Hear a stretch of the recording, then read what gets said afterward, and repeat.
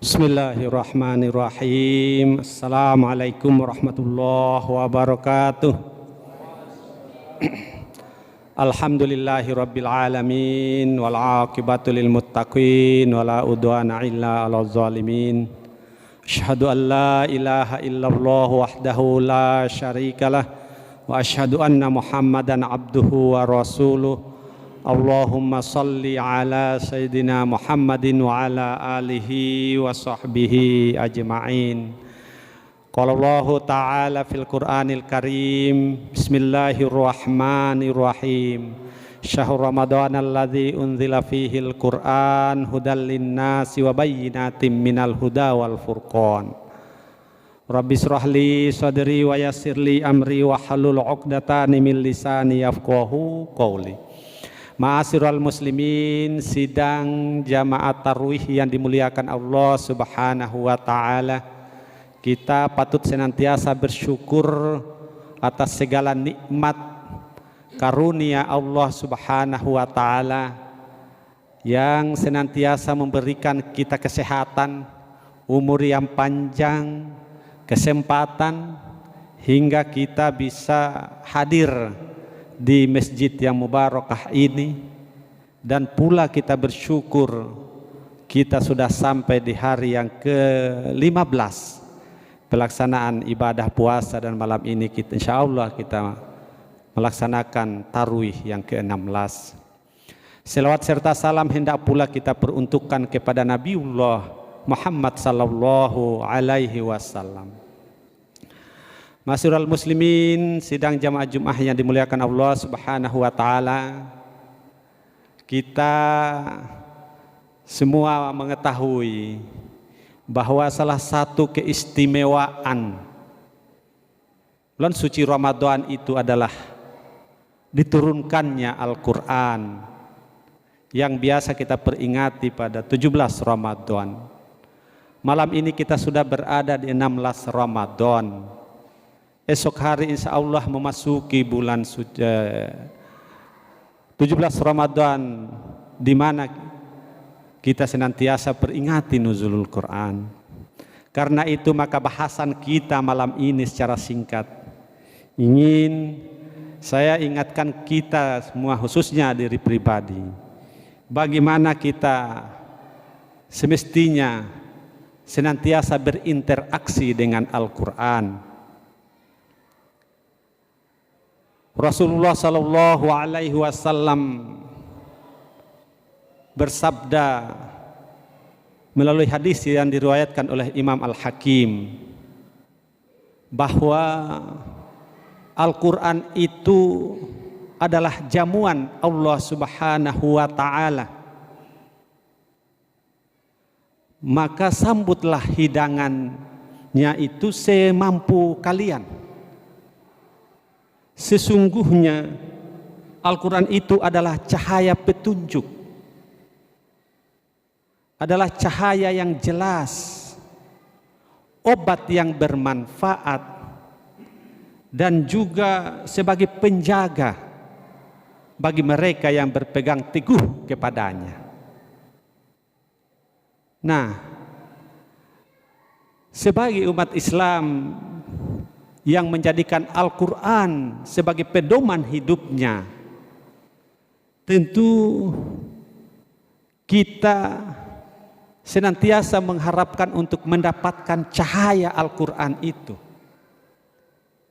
Bagaimana bisa kita memperoleh cahaya Al-Quran di dalam diri kita, keluarga kita, dan dalam kehidupan kita sehari-hari secara keseluruhan? Tentu kita hendaknya senantiasa berinteraksi dengan Al-Quran dengan 3 bentuk interaksi yang harus senantiasa kita upayakan untuk mendapatkan cahaya Al-Quran itu. Interaksi yang pertama adalah dengan membaca Al-Quran. Nah, ketika kita membaca Al-Quran, maka ada 4 hal yang proses yang sedang berlangsung. Yang pertama adalah kita sedang berdialog dengan Allah Subhanahu wa taala. Sebenarnya kita sedang berdialog dengan Allah Subhanahu wa taala. Lalu yang kedua adalah kita sedang berproses, berusaha mengetahui, memahami pedoman hidup kita, yakni Al-Quran ini. Lalu yang ketiga adalah kita dengan membaca Al-Quran itu kita diajak untuk mengetahui, mengerti tentang sejarah para umat masa lalu. Bagaimana umat yang berkemajuan, umat yang maju, yang modern ketika itu di zamannya, dan kenapa ada umat yang dihancurkan oleh Allah Subhanahu wa taala. Lalu yang keempat adalah ketika kita membaca Al-Quran itu kita sedang berzikir. Berzikir. Kalau kita berzikir, maka itu adalah suatu upaya yang mengantarkan kita untuk senantiasa menenteramkan hati kita, menenteramkan jiwa kita. Maka terbukti ketika kita pikiran sedang kalut, ketika kita sedang gundah gulana, susah, kita berwudu dan kita membaca Al-Quran, itu akan menjadi pengobat. Karena Al-Quran, baca Al-Quran itu adalah bagian dari zikir. Ala bizikrillahi tatma'innul qulub. Akan mencerahkan hati kita. Kaum muslimin jamaah tarawih yang dimuliakan Allah Subhanahu wa taala. Lalu interaksi yang kedua setelah kita membacanya adalah berusaha memahaminya atau mentadabburinya apa yang kita baca. Walaupun hanya satu ayat misalnya, kita baca lalu kita berusaha memahami maknanya, mentadabburi pemahaman kita terhadap Al-Quran itu, tentu dengan membaca terjemahnya, dengan membaca tafsirnya, dengan penuh perhatian. Kita konsentrasi untuk mencari makna yang sebenarnya di dalam Al-Quran itu melalui terjemahan atau tafsir-tafsirnya, sehingga kita paham, sehingga kita mengerti, atau kita bertanya kepada mereka yang mengetahui makna sebuah ayat yang kita pelajari itu untuk kita bisa betul-betul memahaminya. Karena dengan cara seperti itu kalbu kita itu akan mudah terbuka atau dibukakan oleh Allah untuk dimasukkan cahaya Al-Quran itu. Itulah yang senantiasa didambakan oleh orang-orang yang membaca, menghafal, mentadabbur dan menghafal Al-Quran.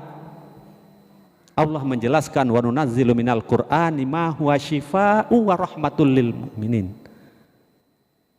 Nah, bahwa diturunkan Al-Quran itu sebagai penawar, sebagai obat yang begitu bermanfaat. Nah, sehingga ketika kita memiliki penyakit hati misalnya, atau dalam keadaan pikiran yang kalut, membaca Al-Quran itu adalah bagian dari obat yang betul-betul akan terasa ketika kita baca dengan pemahaman, kita baca dengan mentadabburinya. Lalu interaksi yang ketiga kaum muslimin dan muslimat yang berbahagia adalah kita membacanya, lalu kita memahami dan mentadabburinya, baru kita upayakan amalkan apa yang kita baca itu. Nah, ketika kita berusaha dengan tiga interaksi ini, kita sudah membacanya, kita sudah memahami isinya, berusaha begitu, lalu kita mengamalkan di dalam hidup dan kehidupan kita, maka kita akan termasuk orang yang mulia, karena sudah akan diliputi oleh cahaya Al-Quran, nur ilahi yang senantiasa menyertai kita. Namun Rasulullah SAW mengingatkan kepada kita melalui hadisnya bahwa dengan kitab Al-Quran ini seseorang bisa dimuliakan dan juga bisa dihinakan. Itu hadis riwayat Imam Muslim. Maksudnya adalah dengan memahami Al-Quran, mengamalkan Al-Quran, orang akan mendapatkan kemuliaan, dimuliakan oleh Allah. Ketika Allah memuliakan seorang manusia, maka semua manusia dan makhluk lainnya akan memuliakannya.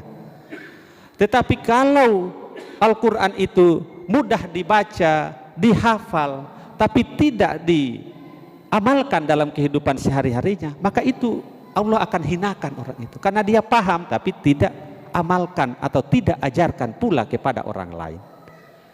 Karena itu kaum muslimin yang berbahagia, di bulan suci Ramadan inilah yang tepat untuk kita latihkan ini. Latihkan 3 interaksi Al-Quran ini. Sekarang kita terus membaca Al-Quran, mungkin sudah ada yang tamat, ada yang sampai ke juz 15 atau juz 16.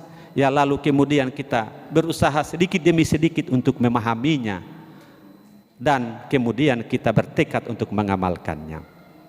Ma'asyiral muslimin, sidang jamaah tarawih yang dimuliakan Allah Subhanahu wa taala. Rasulullah sallallahu alaihi wasallam pun mengingatkan kepada kita bahwa puasa dan Al-Qur'an itu akan memberikan syafaat kepada umatku di hari kiamat. Itu kata Rasulullah sallallahu alaihi wasallam. Puasa akan berkata, wahai Rabbku, aku telah menghalanginya dari makan dan syahwat, maka berilah syafaat karenaku. Al-Quran juga akan berkata, aku telah menghalanginya dari tidur malam karena dia membaca Al-Quran. Karena itu maka berilah syafaat karenaku ya Allah.